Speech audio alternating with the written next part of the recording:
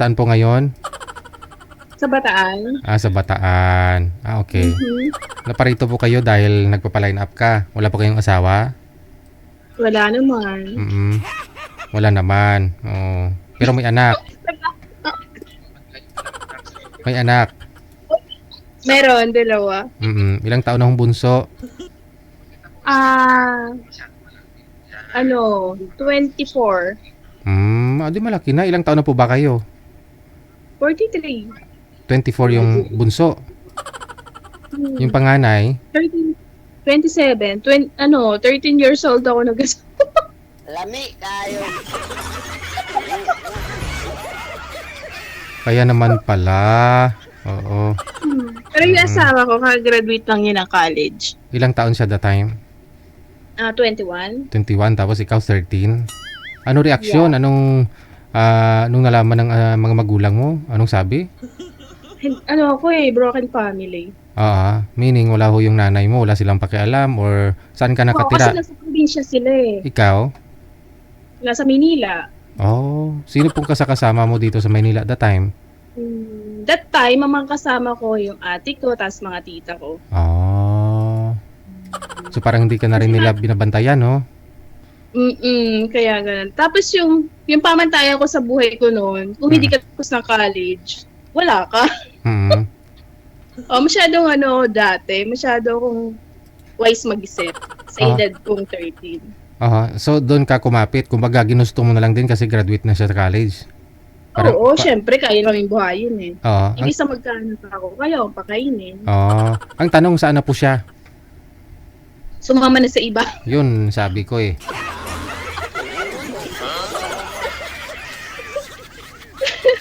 Sumama na sa iba eh. Ilang taon na po nahiwalay kayo? Na sumama na siya iba? Since 2002. 2002? Yung bunso mo that time, ilang taon pa lang? 2000 ko siya pinanganap. Year 2000, 2 taon. So 26 na po yung bunso mo ngayon? 24 lang. 2026 na eh. Ayun po pala. 26 na. 26 na siya? Kasi 2000 ko siya pinanganak.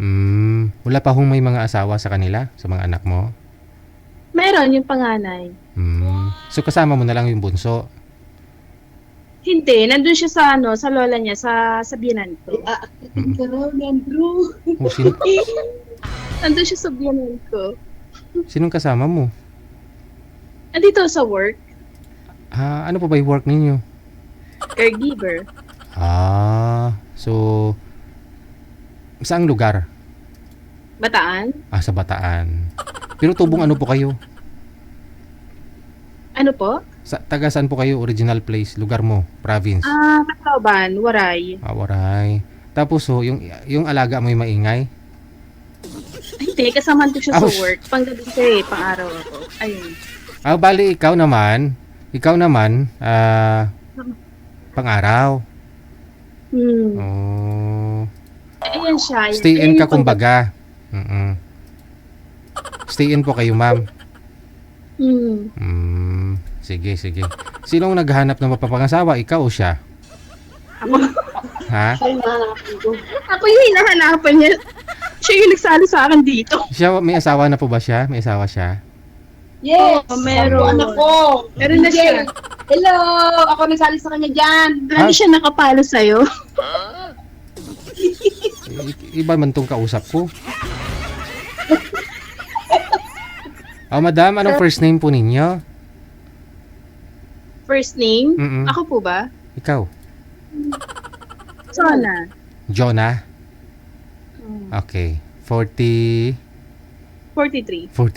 Okay, sige. Ang galing, no? Ang lalaki ng mga anak mo, 43 ka pa lang. Mamaya, pag meron po kaming mahanap, ma'am, ha? Meron na po ba, manager? Sige lang. Sige, tatawag po kami pag meron na, ha? Okay.